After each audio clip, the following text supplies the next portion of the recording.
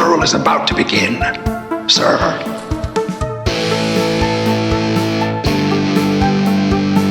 I think we just picked up Dracula. It's got a death curse.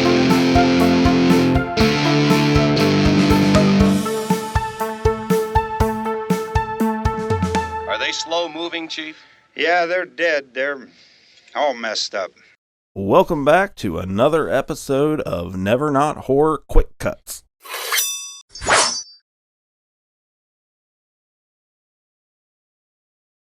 I am Steve Clark. And I am Rich Hansel. And we are back to close out Stephen King September. Oh, it's so sad to see him go. But you know what? September will come again. And it will. We very well may revisit Stephen King September next year. There's a lot of stuff to mine in that cave. So his birthday is actually September 21st, right? That sounds right. Yeah, yep. September 21st. I think we figured out it was 1947. Yep. 1940, so he's going to be 78 this year. Yep. Which, as of this recording, it is not.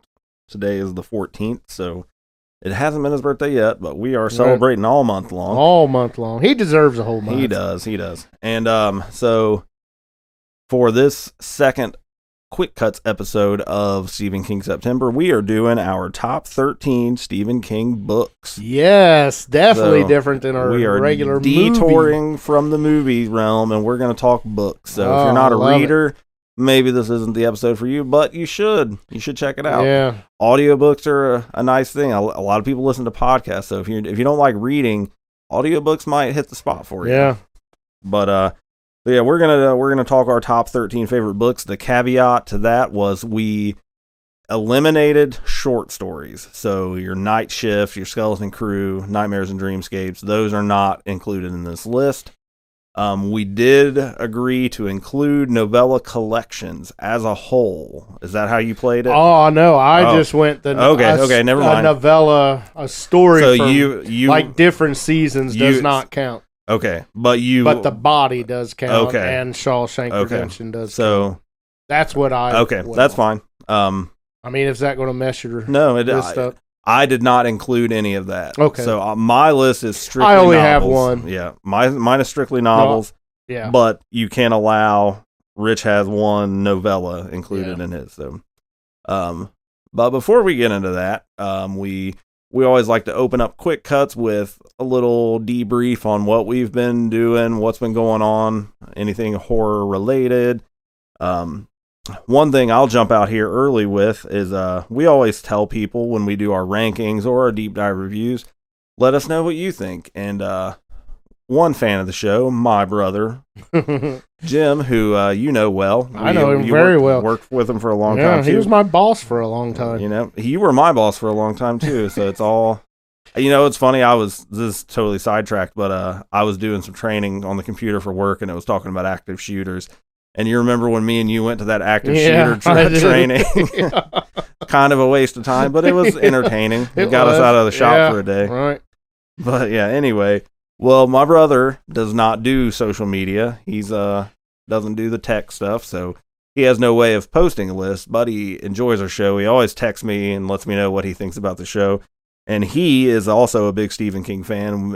Him and I we still talk about Stephen King a lot, but as a Stephen King fan, he put together his own list of his favorite Stephen King adaptations. So since he can't post it for people to check out, I'm going to quickly run through it here live on the show. Awesome. So, and he did a top 15 because he's an overachiever. So, so number 15, this is for my brother, was Dolores Claiborne. Wow. Which I've actually never seen. I've never seen or read the book.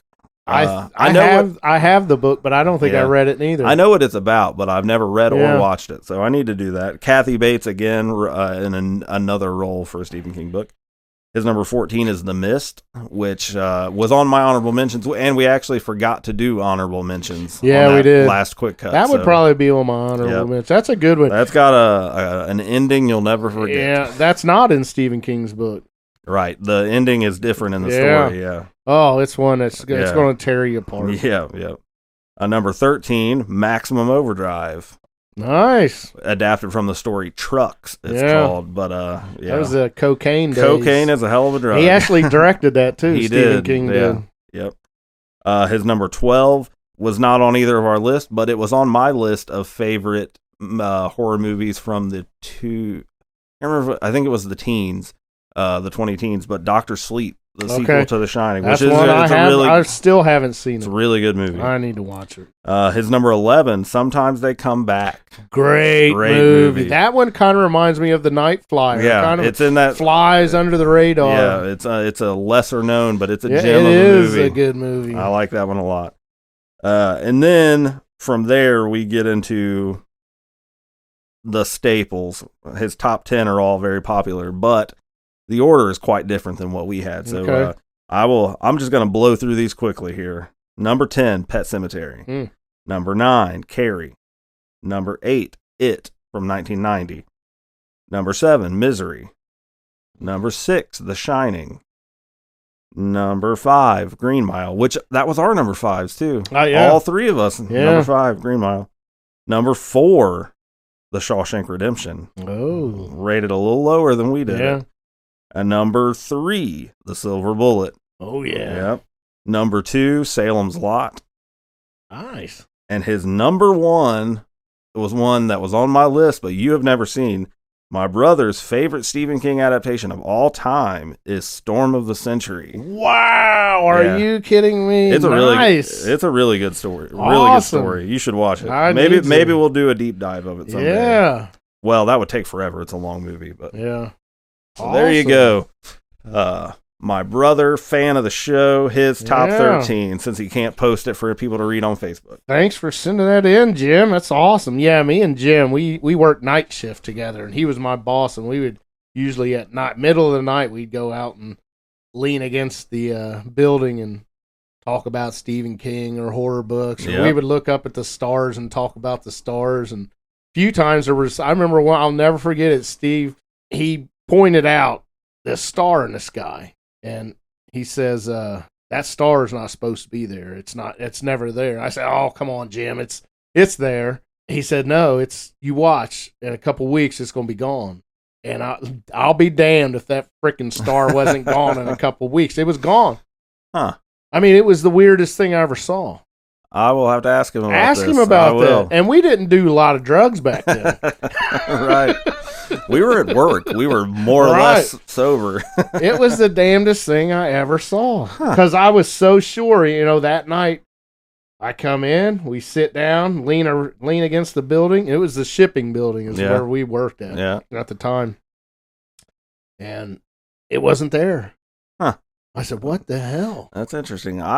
In my time, because I worked nights there for a long time, and I had a few unusual things in the sky at night. I saw some stuff that, that threw me for a loop. Like there's a lot of, we've spent so much time there. There's a lot of stuff happens. Yeah, I was on parts, taking out parts to the yard at night, and I saw some strange lights in the sky. And then little later, the morning crew came into shipping, and one of the guys came up to me and was like, did you see that weird stuff in the sky? Because he was at the gas station nearby, and he saw the same thing I saw, but I was in the yard at work. So saw some interesting things in our time there. Good times. Yep. So what else? What have you been into, Rich? I don't think I mentioned this in the last one because I think it's happened since, but me, my wife, my daughter Jolene, and her friend Lily all went to the drive-in theater. Ooh, all and right. guess what we saw? The Conjuring? Jaws. It was so awesome to see the original Jaws at the drive. I wore my Jaws socks and everything.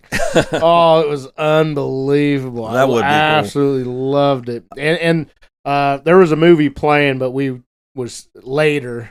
There was two movies, and we didn't stay. I think it was Naked Gun, the remake, the new one. and we didn't stay for it. But man, I was so excited to see Jaws at the drive-in. Cool. That's how Jaws was meant to be seen at the drive-in. Man, I have not been to a drive-in in over 20 years. Really? Yeah. We don't go often, but we have one. It's 10 minutes away. I even the Holiday Drive-in. Yeah. I even know the last time I went to the drive-in, I saw the original Scary Movie. Oh, really? That's was the at last least one of the movies. When was that? 90? It was in late 90s, 98, something like that. Yeah. Because I was with my other brother, and he Yeah. passed away in the year 2000. So it's Yeah. been at least 25 years Wow. since I've been to a drive-in. We need to get our wives together and go Yeah. see a movie, In the drive-in, good horror movie. right? But That'd be fun. other than that, listen to a lot of audio books.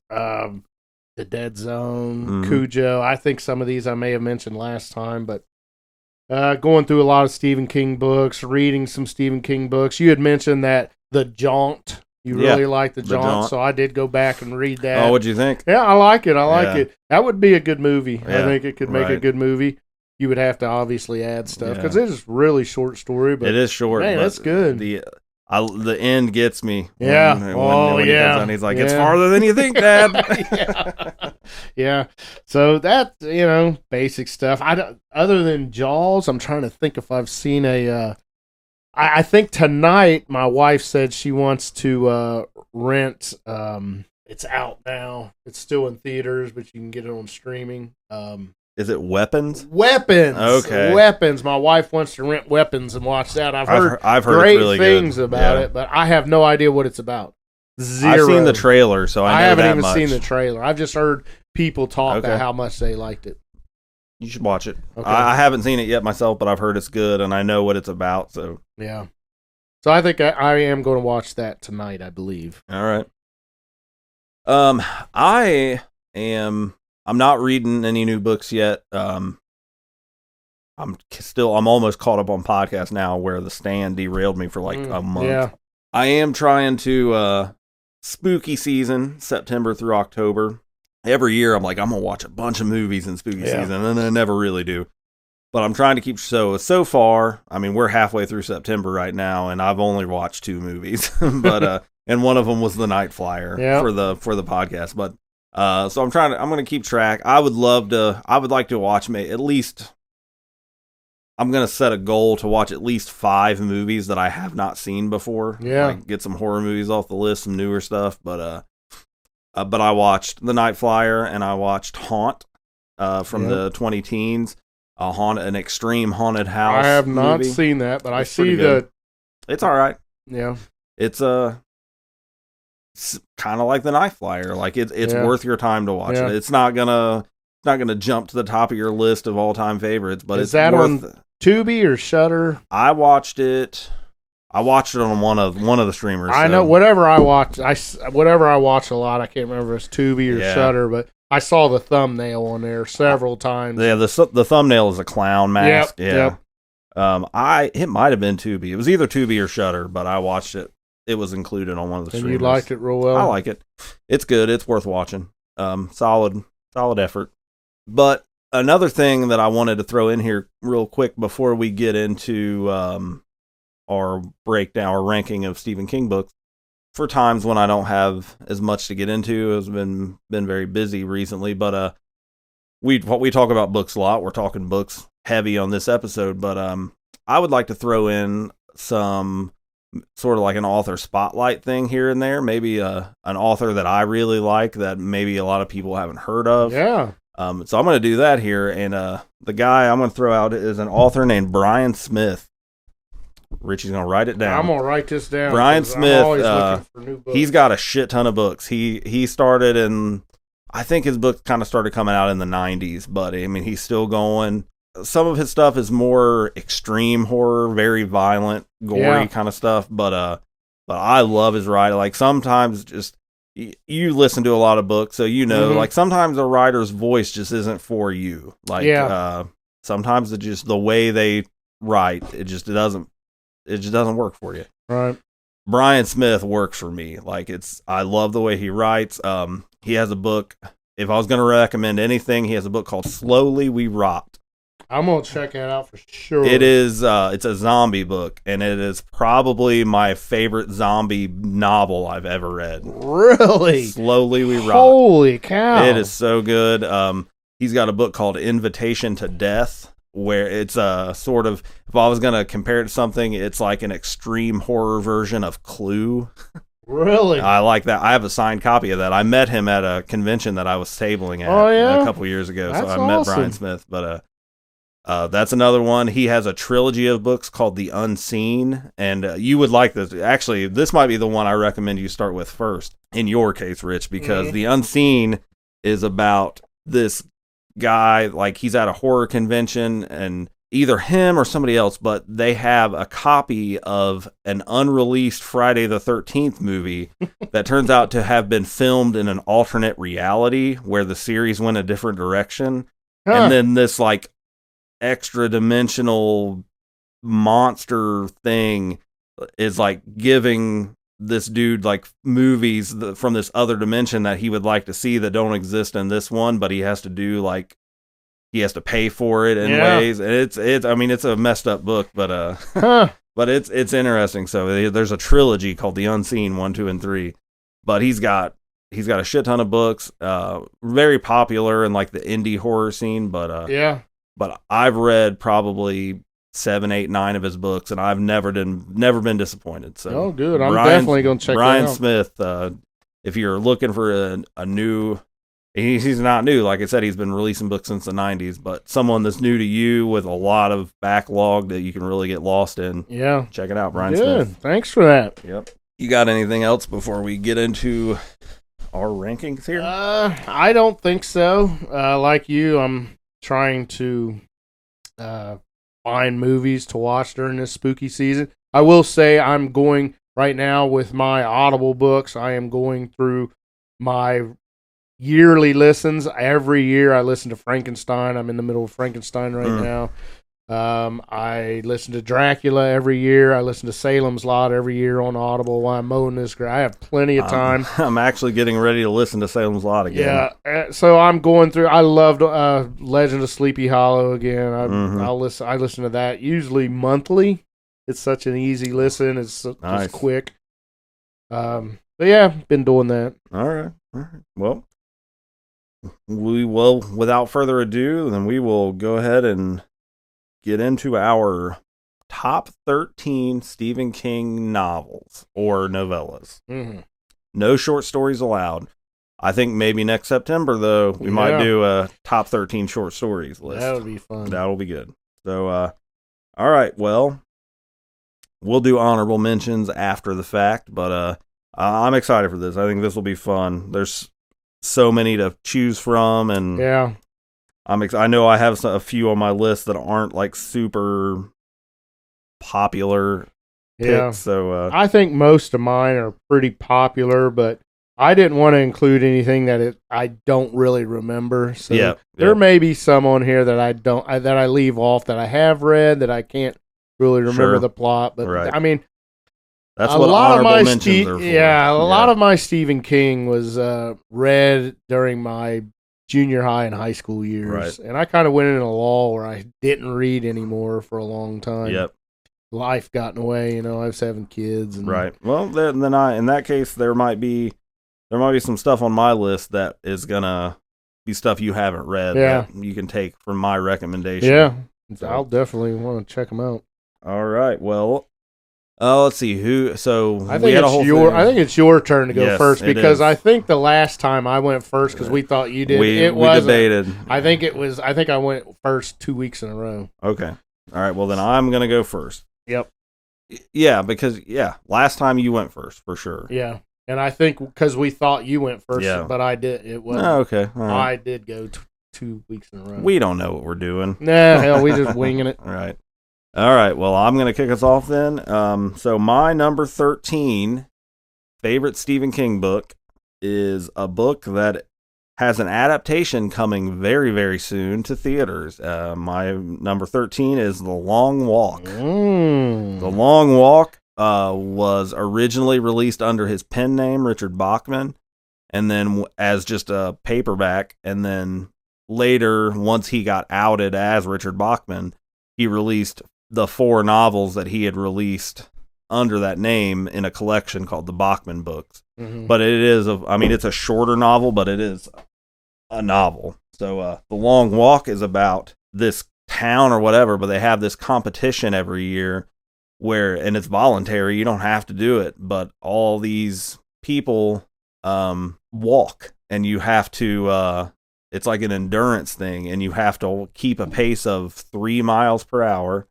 And when if you go under 3 miles per hour, it's been a while, but like I think you have like a 10-second grace period where it's like they warn you you're under 3 miles, and but if you don't pick it back up within 10 seconds or after your third warning, you get shot by the military. Oh my God. And the competition is over when there's only one person left. Now, I have not read this. Yeah. I have seen the movie coming out. Stars Mark Hamill as looks like the antagonist probably. Yeah. But to me, because I've watched a few interviews of people talking about it, it does not sound good. But I mean, it's Stephen King, right. And he can put twists on things that you would never believe. In typical Stephen King fashion, it's a goofy idea that totally works because of the character building and because the book is you are on this walk with these people and like the relationships they build over time and like the people who end up getting shot. Like I remember one dude gets a cramp and he has to stop and he's panicking because he can't go and his calf is cramped up and he gets shot by the military. It's like, so it's my favorite of the Bachman books for sure. I definitely need to read it. Yeah, I want to read it before I see it. Yeah, I recommend it. Yeah. Okay. I'm excited to see the movie, but number 13 is The Long Walk. All right, my number 13 favorite Stephen King book is published in 2022, so it's a fairly new one. All right. And it is Fairy Tale. Ah, yeah, I've read Fairy Tale. I really like this. Now, I will say I definitely like the beginning. Like you mentioned, character building. Yeah. The first quarter of this book is amazing. I mean, between the old man and the kid. Yes, I was so into it, and I stayed into it throughout. But it kind of tailed off a little bit when they got into the fairy tale world. But it's pretty much about a young boy, teenager, who pretty much inherits a portal that takes him to another world where there's a battle between good and evil. And it's kind of fairy tale-ish. It sounds absurd. But a lot of these books do. Yeah, they do. Like The Long Walk, The Night Flyer. Right. But I'm telling you, I really enjoyed it, and I do have it on Audible, so I'm going to listen to it again, and I liked it. So 13 for me is Fairy Tale. Very good. My number 12 is a much more well-known entry in the Stephen King catalog, but there's a movie adaptation that we've talked about recently as well. My number 12 is Christine. I like the movie just as much as I like the book. That's one of the rare cases where of a handful of cases where the movie is on par with the book. Very similar, but haunted car, teenager gets possessed by it. Sounds dumb, but it works. It's good. You get sucked into it, and it's good stuff. I enjoy it. So we've talked a little more about the movie. John Carpenter did it, but good source material, and it's my number 12 favorite Stephen King book.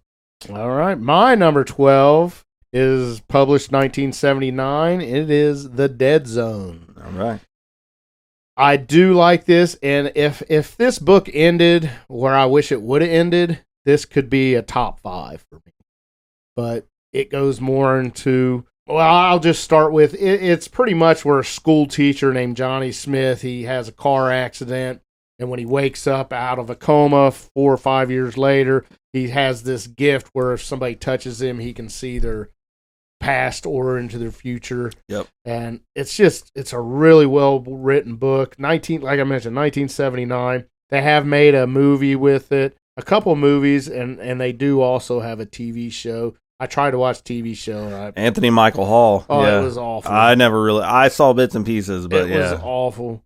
So I didn't watch. I tried to watch it. I couldn't. But the story is really good. So the police need to use him for help to find a serial killer.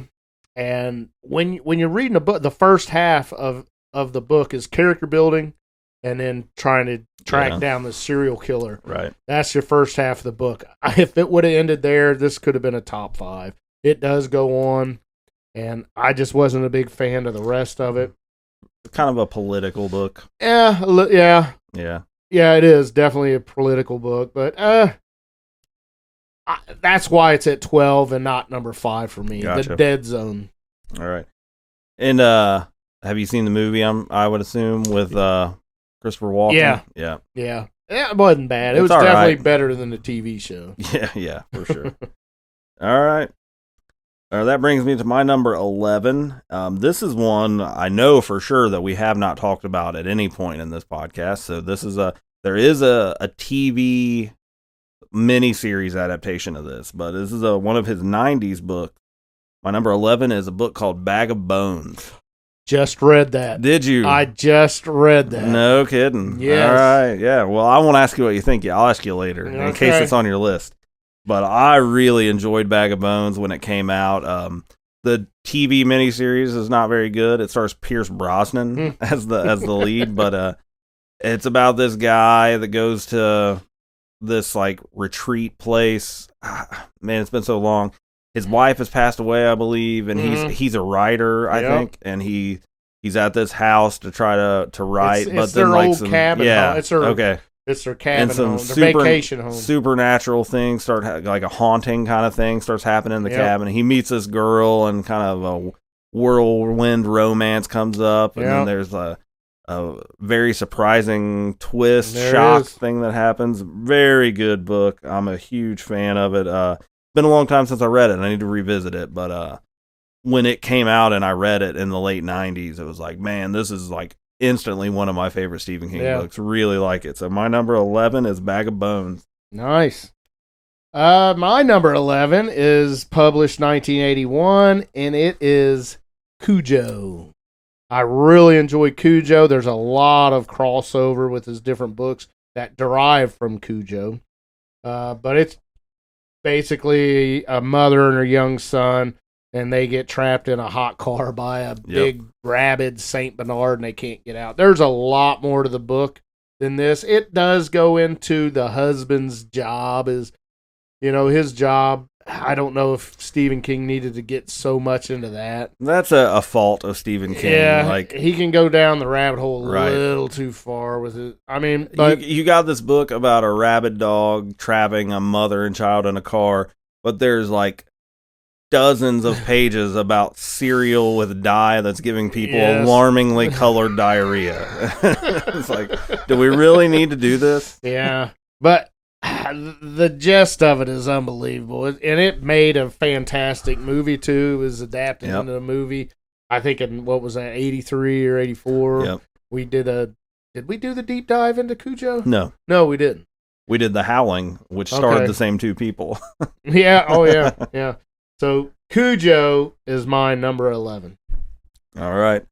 My number 10 is, I believe it is the most recent book on my top 13. It's either this or one of the others, actually the next one. But my number 10, there was a TV series adaptation on HBO for this, and it is The Outsider. Okay, I have not read The this. Outsider is really good. It's about this guy. He's he's coaching the little league team, but he's like a local, everybody knows him guy. But this kid gets murdered, and there is tons of evidence to suggest that this guy did it, like eyewitnesses, DNA, and all kinds of stuff. So they arrest him, and he ends up getting assassinated. Like a disgruntled townsperson kills him before he goes to trial. But in the meantime, we find out that despite all the evidence against him, he has a rock solid alibi for not having done it, because he wasn't even in town. Like, he was away at a conference for work, and he's on video at that conference. Uh-oh. So police department is very confused by all of this, and it turns into, it's kind of a doppelganger story, this creature that can change form, and it's very good stuff. I had no idea it went supernatural. Oh yeah, it does. Awesome. Yeah, and then the TV series on HBO is really well done too. Is it? They were gonna do a second season because they kind of changed the end a little bit, sort of. to do a second season, and then it ended up getting canceled like a lot of TV does. But I really like the book. If you follow Stephen King at all, you know about Holly Gibney. She's very popular. He's written a ton of books with her as a side character or the main character, and she is in this book also. She debuted in the Bill Hodges trilogy, Mr. Mercedes, and those books, but she's also a character in this book too. Okay. She's not the main character, but she's a side character in it. So yeah, my number 10 is The Outsider. All right, that brings me my number 10 favorite Stephen King book, and this is kind of a novella, I guess, but it is 1983 published, Cycle of the Werewolf. Really love this book. I had it when I was in school. It was published in 1983, but I don't believe that I got my copy until high school.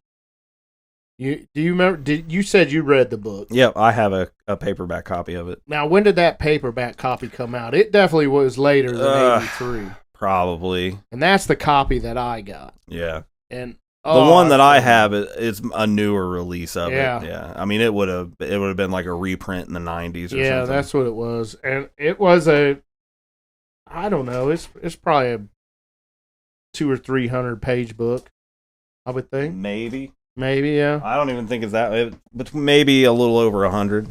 Oh, between yeah. 100 and 2. Okay. But I would call it a novella, but yeah. Yeah, really liked it, but it's pretty much there's a werewolf terrorizing this small Maine town, and a young boy and his sister are trying to get to the bottom of it. But really good. There is a movie called Silver Bullet. We both love it. We both absolutely love Silver Bullet, but yeah, that is what this is based off of. Silver Bullet is based off of Cycle of the Werewolf. So number 10 for me is Cycle of the Werewolf. I like it. All right, my number 9 is the other one. I'm pretty sure The Outsider is newer than this, but this would be the next newest book on my list. My number 9 also had a mini-series adaptation, not a mini-series, like a limited series is what they call it. But it's from the 2000s. I don't have the exact year, but 11/22/63 is my number 9. 2011. Okay. Well, I wonder why you know that. That is a book about a guy, and again, you keep over and over. You hit these, like, if you do a basic synopsis, it's like that sounds dumb. Yeah, but it's about a guy who there's a local diner, and the owner has a portal to the past in his closet. And it takes you back to the exact same moment every time, and it's like 1958, I believe. Yep. And he finds this portal, and that, like, he stocks his restaurant with really cheap hamburger because he goes to the 50s and buys it for cheap, and then brings it back. Yeah, and it don't have all the additives. So everybody loves the hamburgers here, and but he ends up going and they break this down. The synopsis is, when you go into the past, no matter how long you stay there, only 30 seconds passes in the present, but you age however long you're there. Right. So the owner of this shop decides that since it takes him to 1958, he is going to try to prevent the assassination of John F. Kennedy, which happened on 11/22/63, hence the name of the book. And when he goes to do it, he's going to stay there. He has to stay for 5 years to pull that off, even though it'll only be 30 seconds here. And when he does it, during that 5-year period, he gets cancer, and he's not going to live long enough to do it. So he recruits the school teacher to take his place. So he shows him the portal and explains everything to him. And the book is from that guy's perspective. And so you see him going into the past and living 5 years in the past to try to prevent the assassination of Kennedy. And very cool sci-fi kind of idea. Typical Stephen King fashion. Character building is incredible. Unbelievable. He meets a woman there, a love interest thing, and it's, for my money, one of the best, most believable, like, relationships he's done. Like, and it's just a heartbreaking book, and it's very, very, very, very good. So, for anyone who has not read any recent, if you haven't read anything since like the 80s, The Oh, Outsider and 11/22/63 are probably 1 and 2, the ones I would say read these, and Yeah. you'll see he's still got it. 11/22/63 is a long book. It is a It's chunker, yeah. super long book, but man, it is well worth it. He stays like true to fact. You know, you can definitely Yeah. tell he had to research the Oh, yeah. actual Tons events of of research. 11/22/63. I mean, there's stuff where like the main character is spying on Lee Harvey Oswald. yes, Yeah. oh yeah, Lee Harvey Oswald's in this, and he stays pretty true to fact. I mean, it's good. It is absolutely Alleged fact. Yeah, alleged fact. The magic bullet. All right. Well, yeah. So that's my number 9, 11/22/63. All right, that brings me to my number 9 favorite Stephen King book, and this one's published in 1992. I read it hot off the press as soon as it released that year. I was a senior in high school and hot and heavy into Stephen King, favorite author. So anytime he released a book, I was getting it, and it is Gerald's Game. All right. And Gerald's Game is pretty much a woman and a man go to their vacation home, and they're kind of on the rocks a little bit, and they're trying to repair their marriage, and they get to this thing, and the husband has got this idea where he's gonna play this game. Not when we say game, I mean like a sexcapades. Yeah, He's gonna, right.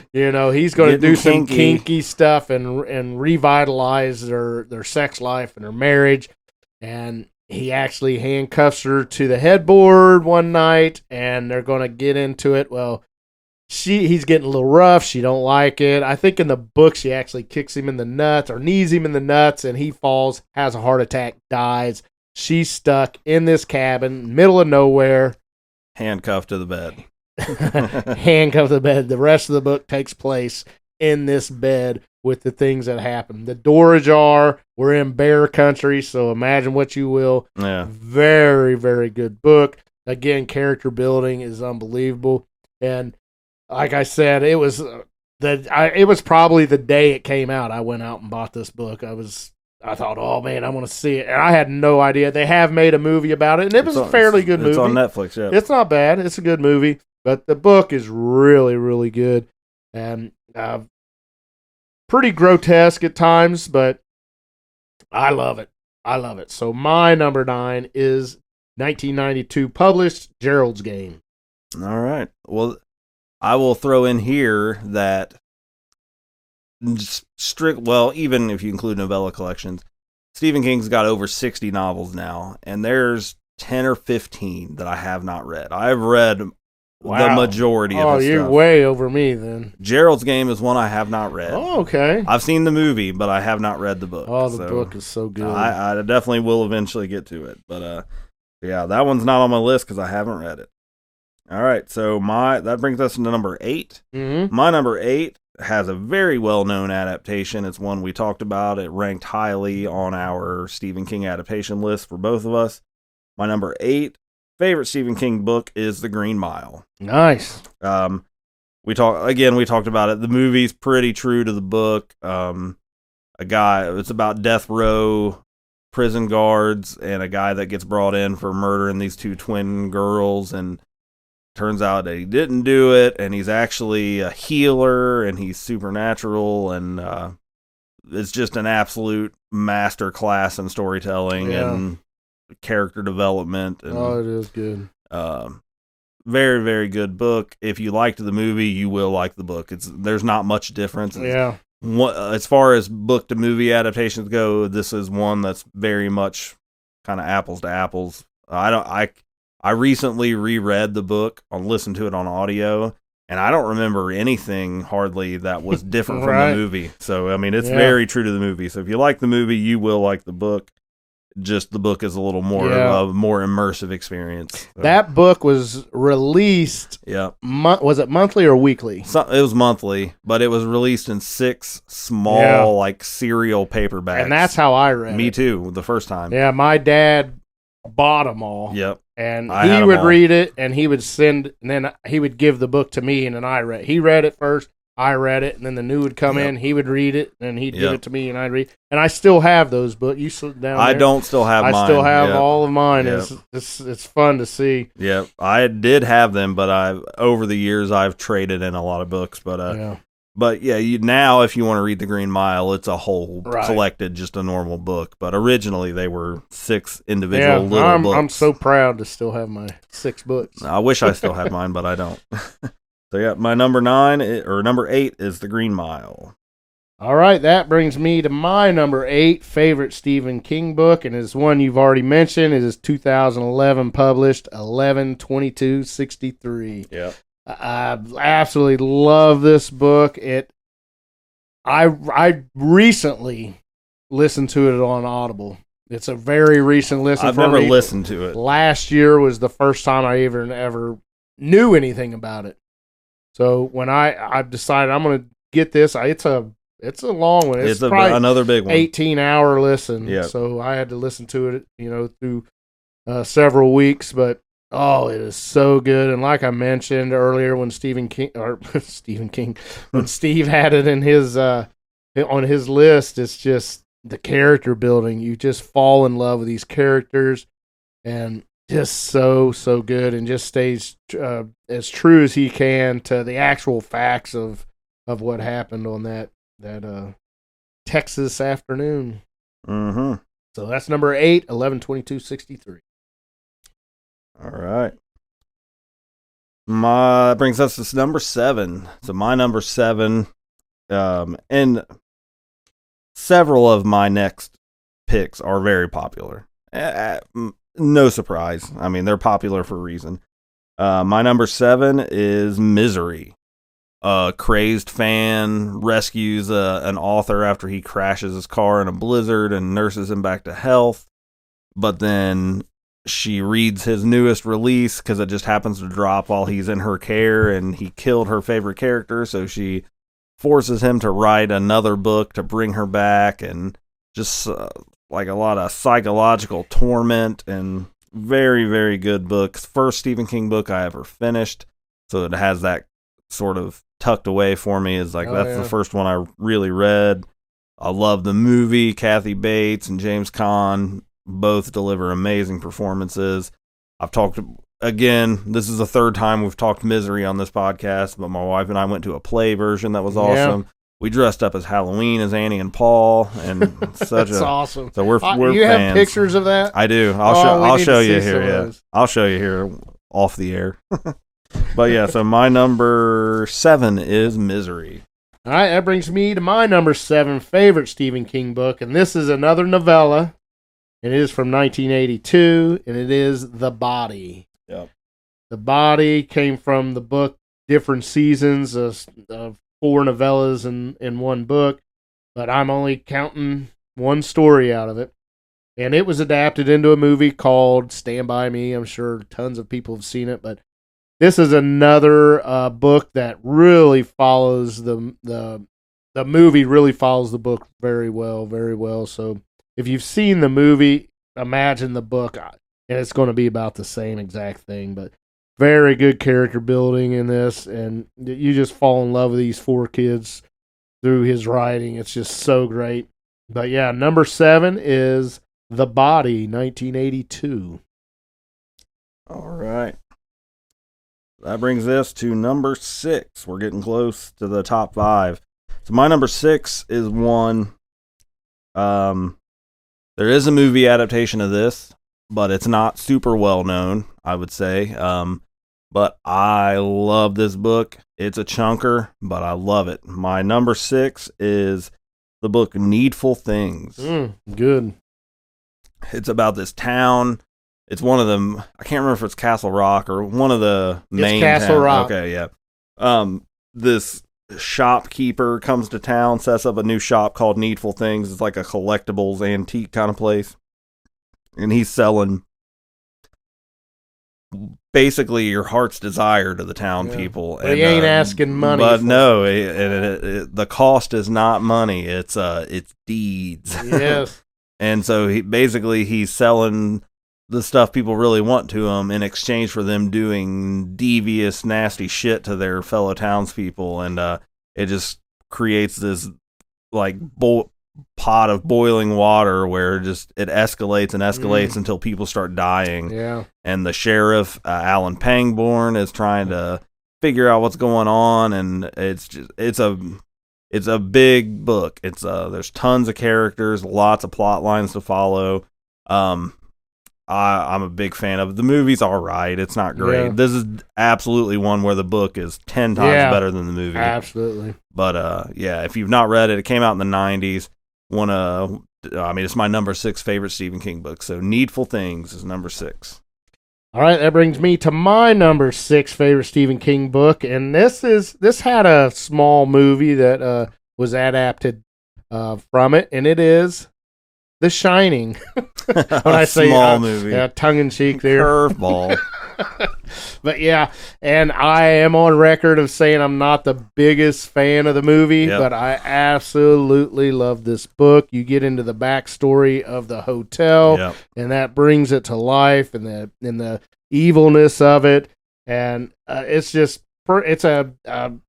synopsis is pretty much the movie, but you get so much more detail and in depth of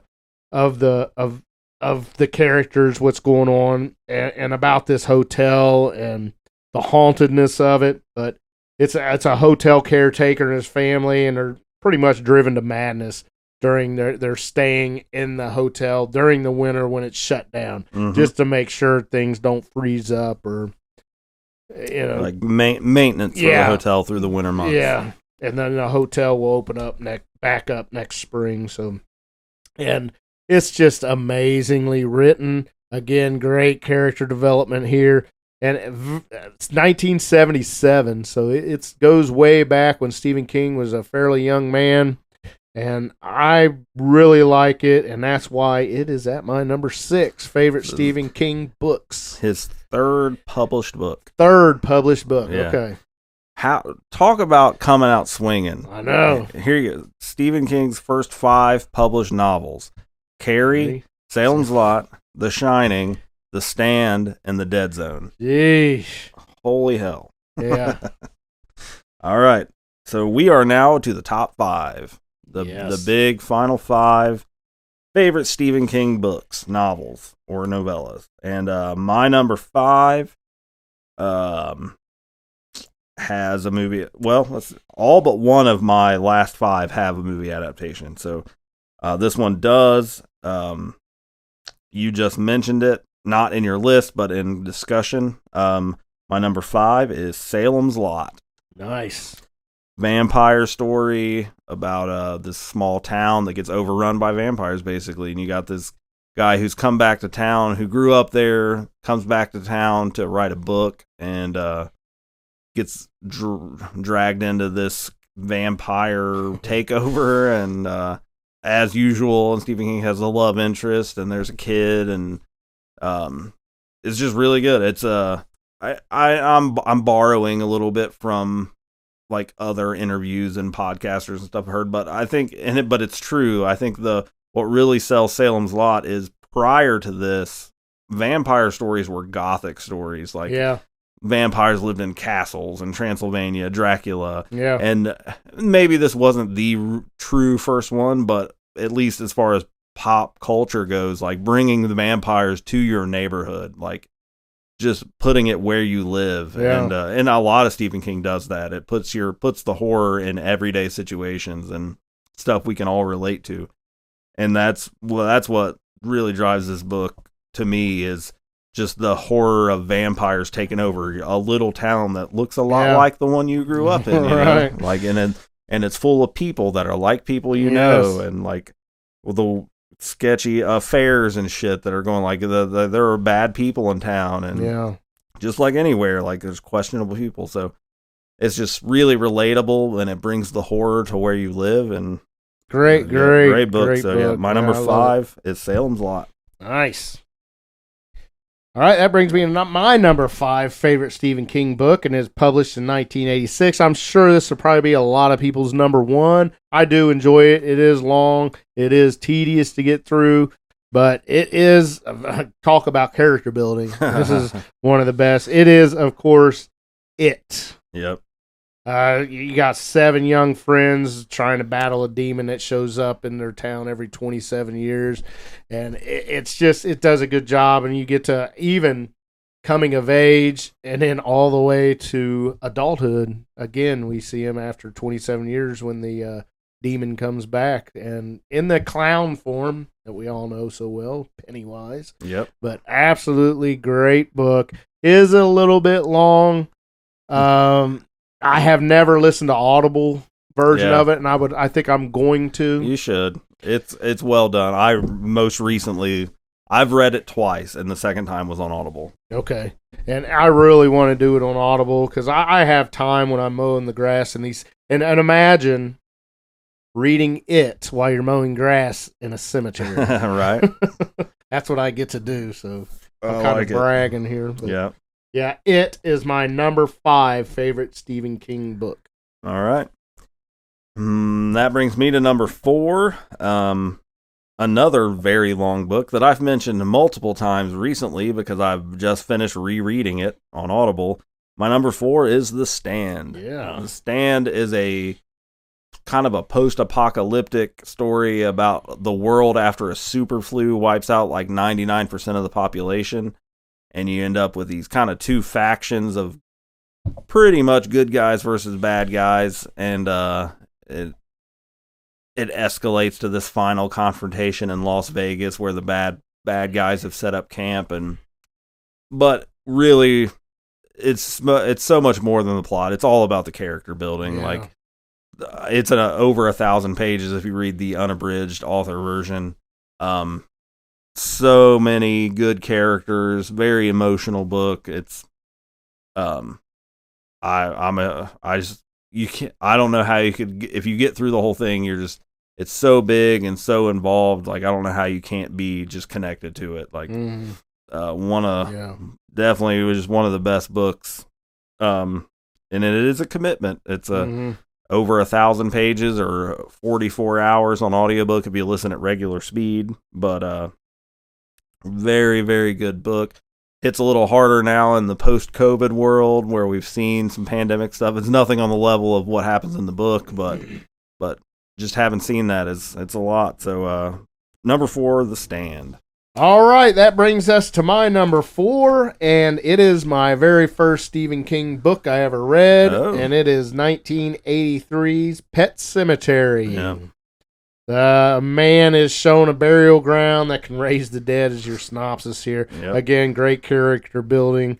You really feel for this family that loses a young son, and they find this Indian burial ground that supposedly can bring back the dead, and he tries it on his cat first. His cat gets hit on the road and actually does work, so he decides to try to bring back his young son. When I say young, I'm talking with three, yeah, 2 or 3, yeah, and things just go.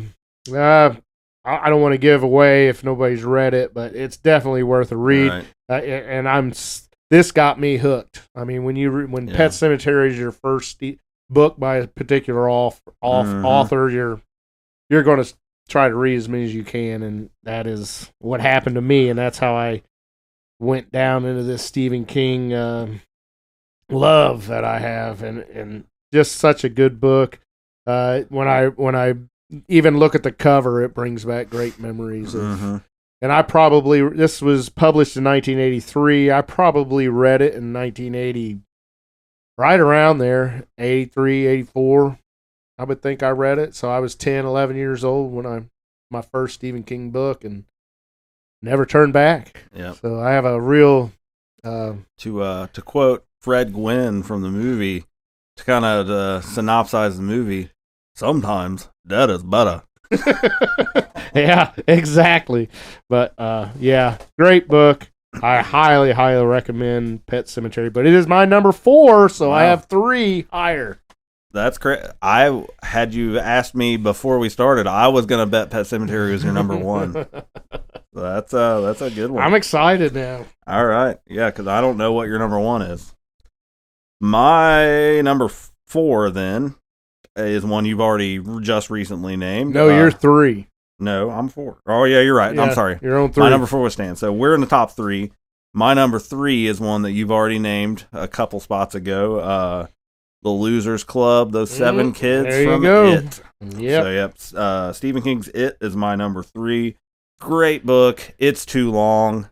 I jokingly told one of my buddies recently who was reading It for the first time that It is the best 700-page novel I've ever read. Unfortunately, it's 1,100 pages long. You could have cut a lot of this out. Yeah. But just absolutely iconic. The Losers Club, Pennywise. I grew up watching the TV miniseries movie all the time. Just, I mean, you'd be hard pressed, more so because of the movies. I've read the book twice, but you'd be hard pressed to find a Stephen King story property that I know more about than It. Like, just those characters are so etched in my mind. Right. Like, all the kids, it's just so good. It's so realistic. Yeah. I mean, the story is not realistic, but the way he builds these characters up, you can almost see your own childhood. Right. It's so good. There is some controversy about It. There is. There is an underage orgy that happens in the book that obviously is not in any of the movie adaptations, rightfully so. But even taking that with a understanding, that's in there and that's weird. It's just Pennywise will live forever. Like, I'm paraphrasing the quote here, but Stephen King has said in interviews before that eventually I'm gonna die and I'm gonna move on, but that fucking clown is gonna live forever. And I believe he's right. So my number 3 is It. All right, that brings me to my number 3, and this one I struggled mightily. Man, I don't know what any of your top 3 are right now. This one is. It could easily be number 1. It could easily be number 2. It did fall on 3, and I think when I first started making this list, it was number 1. And it's not number 3 it's a close race between 1 and 3 for me. If I could have a 3-way tie, it would be for number 1. And it's one I read when I was very young. I read it, I think, hot off the press, just as I did Gerald's Game when it came out. But it's not one a lot of people's read, and it's 1987 published, Eyes of the Dragon. All right. Absolutely love this book. It's one that a lot of people don't read because it's not horror, really. It's fantasy. Yeah. It's more fantasy. It's kind of along that. I mentioned my number 13 was Fairy Tale. Yeah, I was going to say, if you like Fairy Tale, you would like Eyes of the Dragon. You will love Eyes of the Dragon. And vice versa. Yeah. Although Fairy Tale isn't entirely set in a fairy tale world like Eyes of the Dragon is. But it is so good. It's ultimate story of good and evil. I mean, it's just so good. You've got a young prince who is heir to the throne that is tricked into being the fall guy, and there's a magic wizard that does not want him to be. He wants to take over as the king, and he basically thinks he can do it through him. Yes, frames him so he can get the little brother to be the new king, and he can manipulate the young brother into him, the evil wizard, to become. It's just good. It sounds like Walt Disney, but trust me, it's not. Yeah. It is definitely a great book, and it's one that I read quite often. I've listened to the Audible a lot. I've read the book probably 5 or 6 times, I would say, in my lifetime. But yeah, it was one I read hot off the press. I was by this time I read Pet Sematary and Salem's Lot and a lot of other Stephen King works. So I was a big fan, and as soon as his books were dropping, I was getting them. Fast as I could get to the bookstore, I was reading them, and this is one of them. Highly recommend the book, The Eyes of the Dragon. I absolutely love it. One of my favorites, but it is number 3 on my all-time favorite Stephen King books. All right. So we are down to the top 2 now. Top two. I'm excited to hear what you Do you know what my top 2 are? I think I do. It's hard to keep track. I but- think I do. Okay. All right. All right. Well, my number 2, I don't know what your top 2 are. I'm trying to think of what you haven't said that I know, but I can't. I can't think of. Like I said, I thought Pet Sematary was going to be your number 1, but my number 2 has been on your list. It is been adapted twice, and the book is 10 times better than either adaptation. But my number 2 is The Shining. Nice, yes. Haunted hotel story, Jack Torrance, Wendy, Danny. It's so good. The book, like I said, so much better than either movie. I like both movies, even the TV miniseries from the 90s by Mick Garris, I like a lot. But just the book is where it's at. It's so good. I mean, it's it's on the same level as It and Misery as far as just being pop culturally known. So there's not much to say about it. It's just The Shining is, it was his 3rd published book, but at that point, you're after Carrie and Salem's Lot, then you come out hitting 3rd with The Shining, and it's like, jeez. It's so good. The Shining is when Jack Torrance goes into the room where he finds all the newspaper clippings and the diaries and gets the backstory of the hotel. Yeah. It's probably 100 pages. Oh yeah, of talking about the backstory and how it changed hands a few times with mobsters and different. It's so a lot of stuff that you don't get in the movies. Yeah, and you do in the miniseries version some, but the big knock on the movie from book fans is that Jack Torrance seems pretty crazy right out of the gate in the movie. And in the book, you see him degrade over being a really good dad who's made some mistakes, but he's trying to get better, who loves his family, and then just this slow spiral into madness. Yeah. And it's so well done in the book. So it is. It's great. So my number 2 favorite Stephen King book of all time is The Shining. I love it. All right, that brings me to my number 2, which you have mentioned this one, and this is one that I'm going to listen to it on Audible probably this week as soon as I finish with Frankenstein. This is one that I read or listen to every Halloween season. Okay. And it is Salem's Lot, published in 1975, which you've already mentioned. I absolutely love this book. This is one, I don't think the character building is as deep. There is character building. Right. But I think this book is about as almost perfect as you can get. With you don't get bored. There's no boredom in this book. Mm-hmm. You want to know what happened, and maybe this might be the only Stephen King book that you want to know more, but you don't get. If you follow what I mean.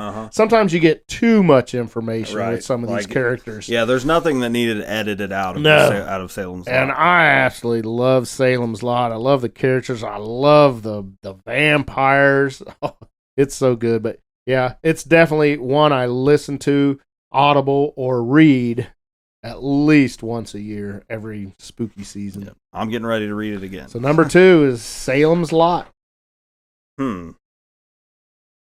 I have no idea what your number 1 is. There's got to be something I'm not thinking of. No, you've mentioned it. Okay. It's in your list. All right. Do you know my number 1? I think your number 1 is Pet Sematary. Okay. It's not. Oh, what? Oh, I know what it is. I know what it is. All right. I think we've talked about this before. Maybe. This was my number 1 at one time, I think. All right. If I'm feeling if we're on the same page. Yeah. So all right. So we're down to it. The number 1. So my number 1 favorite Stephen King book.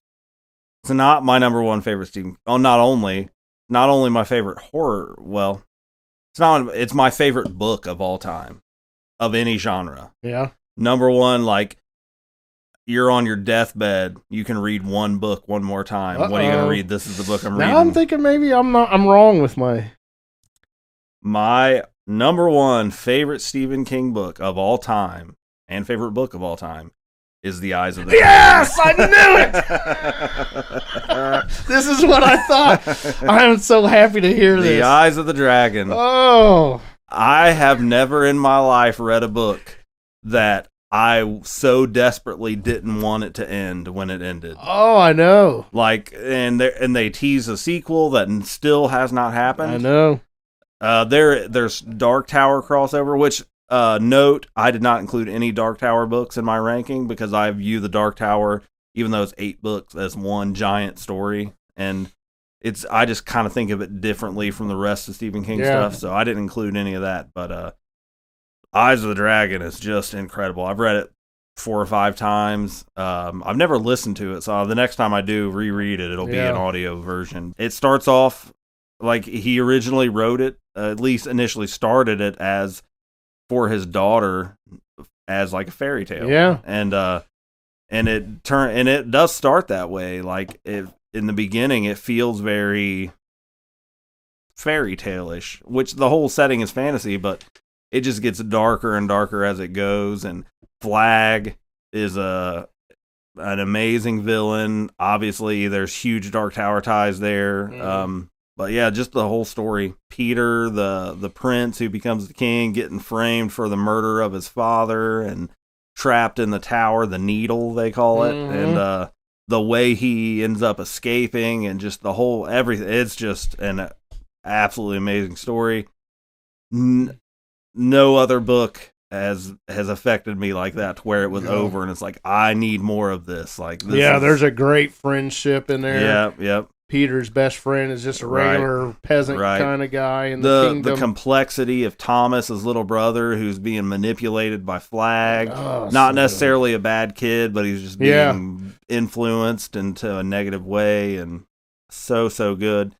So you heard it here on Never Not Horror. My favorite Stephen King book of all time is not horror.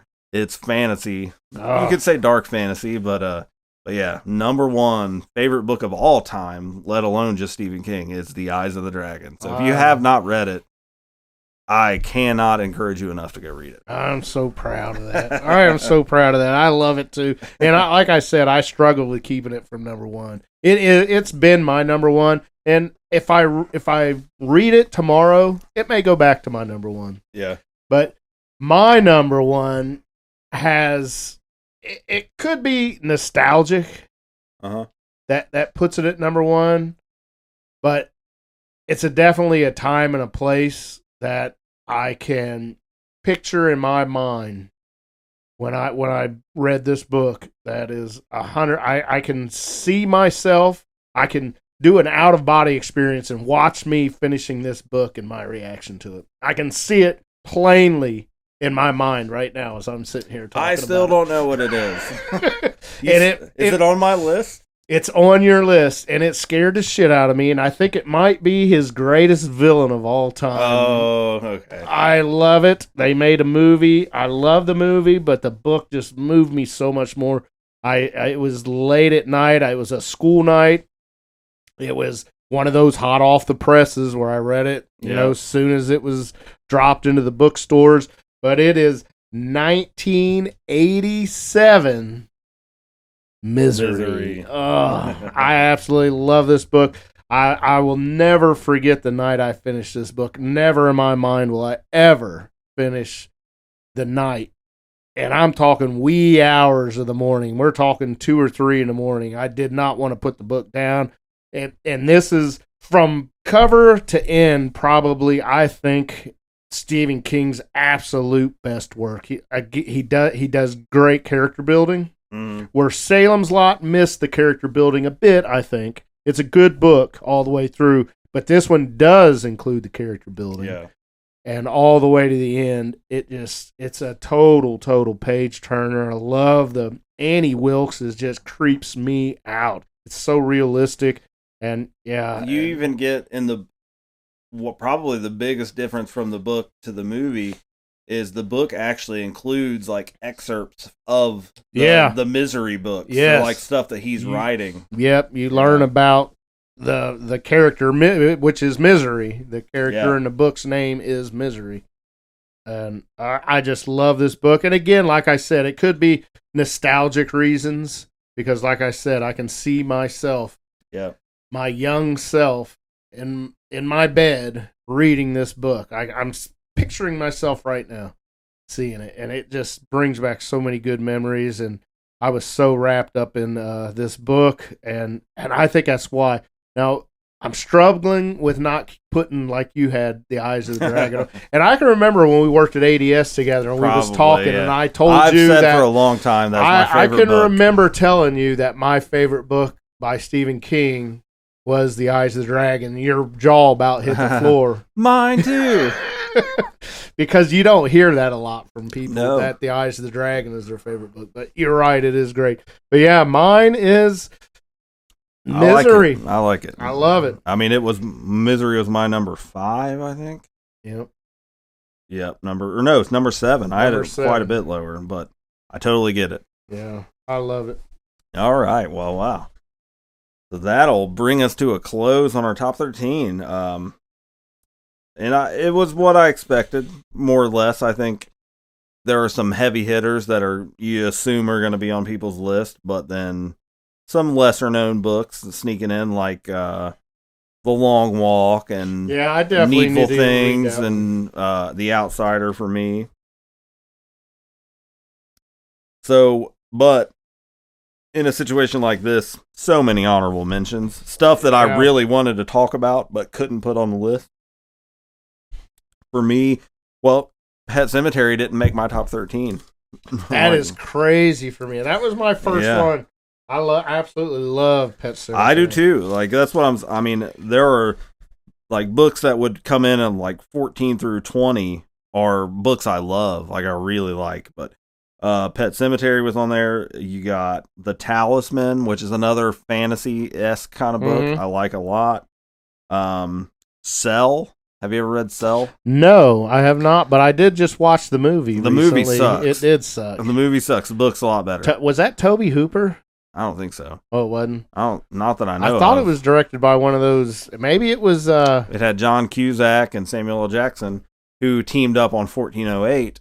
But Oh, okay. They I might did- be that thinking movie- of a different movie. Cell is The movie where- I'm thinking of is the girl that Johnny Depp said shit in his bed. Amber Heard. Amber Heard was in it. Wasn't that The Cell? I don't think so. Oh, okay.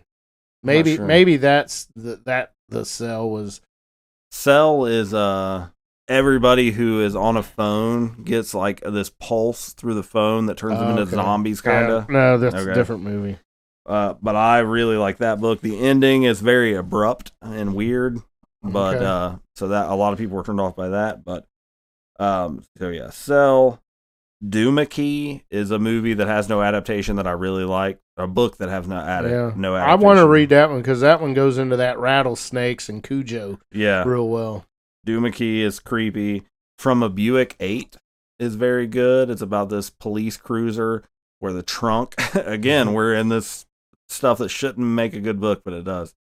The trunk of of this cruiser is like a portal to another dimension. Mhm. Yeah, But that's really good. Revival is a pretty I have recent not book. read that. Very good. Is Very, it? very dark book. Okay. But I liked it a lot. Desperation. There's a TV miniseries adaptation of that. It's really good. I think those are the big hitters on my.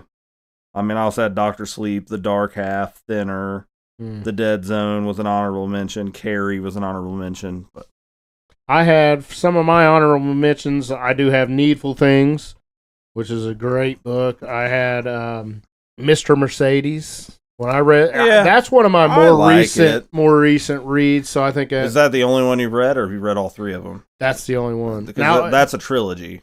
Holly is not part of that trilogy. She is. I mean, the book Holly. No. Okay, I have So read Holly is a side character in that yes. trilogy, but Holly, the book Holly, is her own book. So she's in the Bill Hodges trilogy, Mr. Mercedes, Finders Yeah. Keepers, and End of Watch. And then she is also in The Outsider, and she is in If It Bleeds, the novella If It Bleeds. Yeah. And then she has her book Holly, and the new book Never Flinch is a Okay. Holly book. All right. So Mr. Mercedes is second one? The in that? first book. Oh, the first one. That's the first Okay. book of the Bill Hodges. Hodges, the The retired guy. detective Yeah, that yeah. gets the Mhm. killer sends him the notes. And right stuff. where that's a gnarly book. I mean, it is. I really yeah, liked it. The dude drives a car through like an unemployment fair or Uh-huh. something. Yeah, kills Yeah. all them people. Yeah. Yeah, and he gets Yep, stuck into the case. The second book is Finders Keepers, and the third book is called End of Watch. Okay, But do those you are recommend them other two? If you you've like- read Mr. I like Mr. if you like Mercedes. absolutely. If you like Okay. Mr. Mercedes, then you'll like the other two books. Okay, Yeah. I'm gonna check them out then. Bag of Bones. That was my most recent Stephen King. I did like that. It got a little long. It is a longer one. Yeah, I was waiting for it to end towards the end, but it was good, very good. I liked it. I mean, there's so many good ones. There's Mhm. so many that I've read that, like, I can remember not liking Tommyknockers. That's one I've never finished. I've started it a But- time or two when I was a teenager. Yeah, I might have to give that a try on Audible. Yeah, me because I don't too. think that read well. I know that one's hit or miss for people. Like I've heard people who say that's their favorite Stephen King book, Yeah, and then people who don't like it. So, Yeah. and there was a TV miniseries of that too that I never.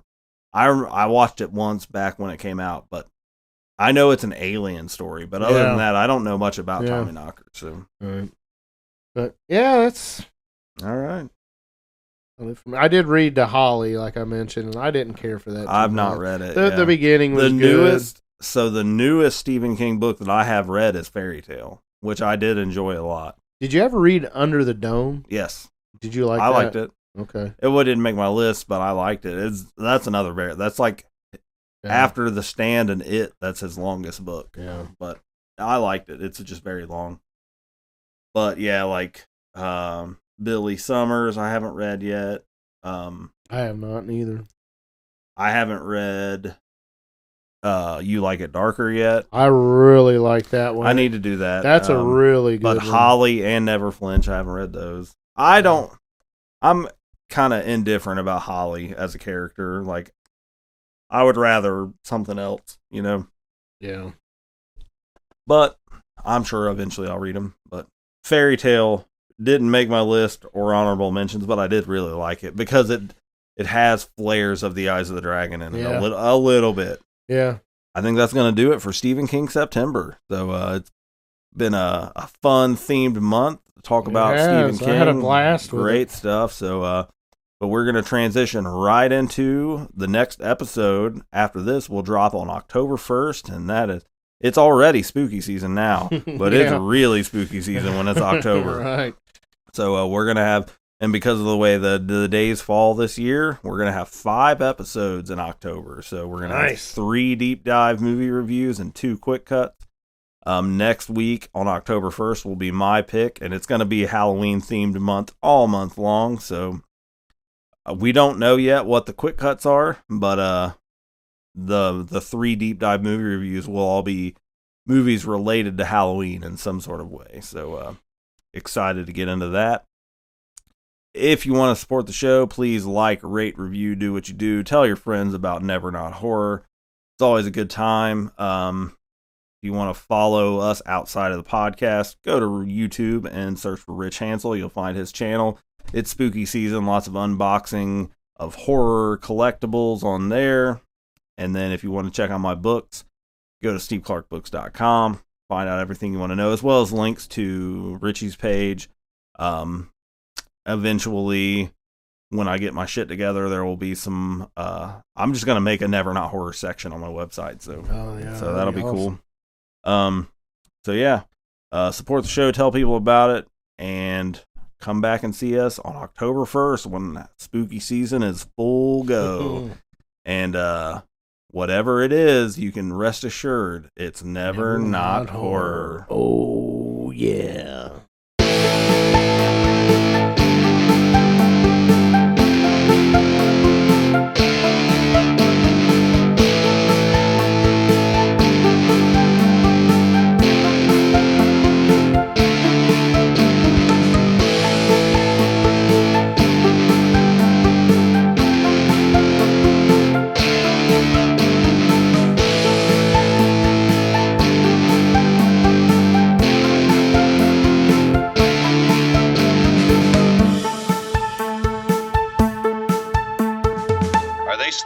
moving, Chief? Yeah, they're dead. They're all messed up.